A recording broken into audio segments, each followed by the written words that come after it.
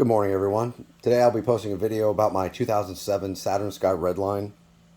Um, I've owned this vehicle for about a year now, and the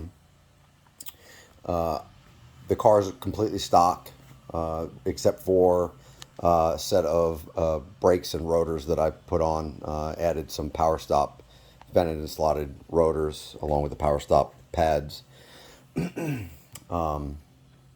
Car only has about 25,000 miles on it. It's a South Florida vehicle. It's been down in Florida its entire life. It's in excellent condition. No real issues mechanically, except for yesterday. So yesterday I was driving the vehicle and went to use my turn signal and indicated left to right and found that the turn signal stalk was not returning back to its original position. So being that I am following these Kappa forums and Facebook groups, I've noticed that this is not just a common problem with the Saturn Skies and the Pontiac Solstice, but also a common problem for this particular generation of General Motor vehicles. So that's what we're going to be doing today. I have looked online on how to replace this part. I've noticed there are a few videos on YouTube, and although the videos are good, a lot of them are either not very clear or the cameras are jumping around, because it's not just the particular people that are posting these videos, but everybody who posts these how-to videos, they usually hold the phone with one hand and they try to do the work with the other, and the phone jumps around like this and you can't really see anything. So I'm going to try to do my best to make the camera as still as possible so everyone can get a better idea of how to do this themselves. I have not done this before in any vehicle, so it's kind of going to be a learning experience for me. But from what I've seen, it doesn't look that difficult. As long as you have some sort of mechanical skill, you should be able to do this yourself and save yourself quite a bit of money if you brought this to a shop and had them do it yourself. They're still fairly modern vehicles, but they're old enough that you can work on them in your garage without any issues, and all you're really going to need is a set of basic hand tools. So I'm going to go ahead and just kind of give a quick walk around of the vehicle so everybody can see it. Anybody who owns one of these, it's not going to be anything new. Again, it's just a basic 2007 Saturn Sky Redline. I'm not sure if I mentioned it, but it only has about 25,000 miles on it, so it's in good condition. It's red with the tan and black interior. It does have a tan convertible top. But yeah, so again, those are the rotors that I put on. The car is very clean, no major damage to it whatsoever. A couple little dings here and there, but other than that, I mean, what else would you expect from a vehicle that's 15-ish years old? So yeah, so let's get started. Okay, so everything I've seen online pretty much points to these specific tools. If there are anything else that I need, I will mention it while I'm making the video. But so far, everybody's saying that you need a 7mm socket, a 10mm socket, a 13mm socket, a 1/4-inch nut driver, a small screwdriver. This one in particular is a flathead. And there are some plastic push pins, which I will show you while I'm doing the repair. And that's why I'm using one of these bent needle nose kind of, once I get the push pin out. It's one of those Christmas tree style push pins. Once I get it out a little bit, I can probably snake this up underneath and just yank it out. I have a specific tool for those pins, but the space where it's at, I don't know if I'm going to be able to get it in there. If I can, I will show you the tool, and I will show you how to use it. So I'm also adding this 1/4-inch ratchet with an extension, 3/8 ratchet with an extension. Not sure if I'm going to need it or not. But those are the tools I'm going to use so far. Again, if there's anything else that's needed, I will show you in the video. Now, the part in itself is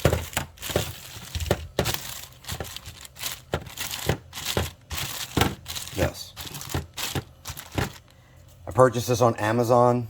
I think it was $35 or so. It wasn't like ridiculous, but it is a genuine GMOE part.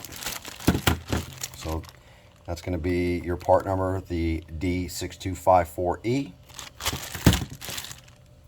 And it should be a direct factory replacement. So, all right, let me kind of get started and situated, and I will pick up there. All right, so so far what I see is this panel right here. This has to get popped out. Probably just use a plastic pry tool. It's probably one of those tools that I did not mention. I'll have to go find mine. It's laying around somewhere. But if you look up under the dash, I'll go slow so everybody can see it. There is a push pin here, a push pin there, and then there is, looks like a 7mm right there. You also need to remove the ones under the steering column, which are here. And I will remove those and continue on with the video. Okay, so what I found was there was actually one extra push pin.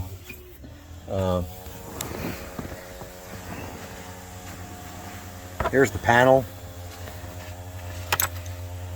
So it was three. 1, 2, 3. And then the 7mm that was down there that I showed you in the first shot actually came out from there. So it wasn't actually part of that panel, I don't believe. So it looks like I have this one right here to remove now. And then once I take this off, I may be able to just pop this off. I'm just trying my best not to scratch it or get anything out. Oh, there's the pry tool that I use. And this worked actually perfect. I just slid this up underneath those push pins and they just popped right out. So far so good. So like Murphy's Law always seems to take an effect. You'll have to excuse the sound of the lawn guy next door. He's been at it for about an hour, so I've been trying to work in between, but I want to get this done just in case it rains today. But once I took this panel off, this just pops off. Again, I used my pry tool. It just pops off with clips. There's the back.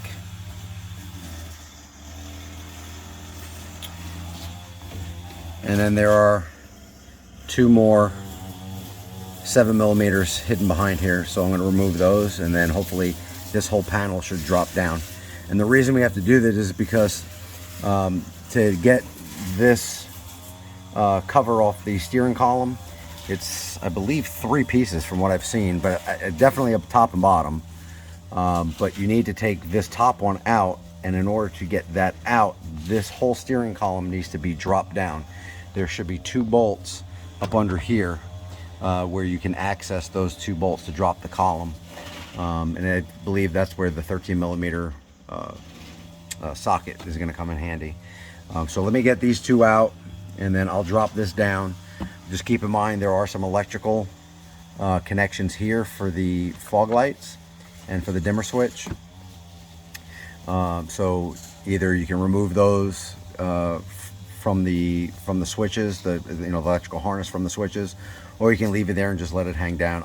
Once I get it down, I'll see how difficult it is just to remove those wire harnesses and at least get this whole panel out of the way, so I'm not dealing with it just hanging here. It would give me some more room. So I'll pick back up after this comes out. All right, so I decided to just leave this hanging. It's actually not that bad or in the way. I just don't really feel like messing with that. If I don't have to, the less electrical connections we have to disconnect, the better. So I've removed the bottom part of the steering wheel or steering column shroud, and I will show you those two bolts that need to come out. So there's one that is up in there, and there's another one here. Now keep in mind, in order to get that bottom shroud off of the steering column, the tilt lever needs to be pushed down, so this way you can clear that bottom piece out. So I will remove those two 13 millimeters. I believe that's what those are. And let's see how far down this column goes. All right, so I got those two 13 millimeter bolts out. My suggestion is, if you have access to a swivel, use it, especially on the right side. The left side seems to have some sort of a almost like a cutout in the metal to allow you to get a extension up there to make it easier, kind of a straight. But the other side, the right side, it's a little bit crooked, so the swivel helped out tremendously. I took those two bolts out. They're just these type of nuts with the washers attached. Once they came out, just slowly dropped the steering column down and took out the top part of the steering column, and now I have complete access to that switch. So it looks like there is a plug back here, a second plug here, and then there are clips here and here. Now when we look at the new switch, you can see those clips that are on the side. There's one there, actually it would be top, and then bottom. So I get a better shot of them. And then these are obviously the connectors where those where that harness would plug into. Okay, we got the old turn signal switch out, and what I found, it was actually easier to take this plug out first, and then I just stuck a small screwdriver down in this hole, pushed down, and pulled on the lever, pull out towards the door to kind of hold that pin out of this hole, and then came around from up underneath and put this through here, and then pulled the whole thing out in one piece, leaving this connector attached, because in order to get this connector out, there is a tab right here that needs to be pulled up. You pull that up and then pull the whole harness out. Going back in, I can probably connect this piece once the new switch is in. But now that this is out, this might give me an opportunity to kind of clean up a little bit here, some of the dust that's been collecting over the years. So I'm going to do that, and then I will install the new turn signal switch. And there you have it. Everything was just basically the opposite of how it came out. The crazy thing is, the most difficult piece to put back was this panel right down here with these push pins. Yeah, so everything seems to be working fine. I haven't started it up yet, but as soon as I plugged it in, it started dinging because the lights were still set to on. So let's see.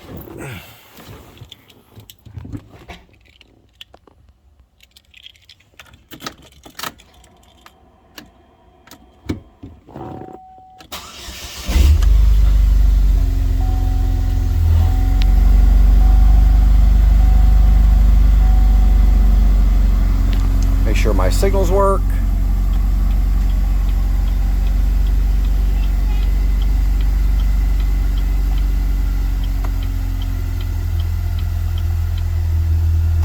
brakes are working. That's working.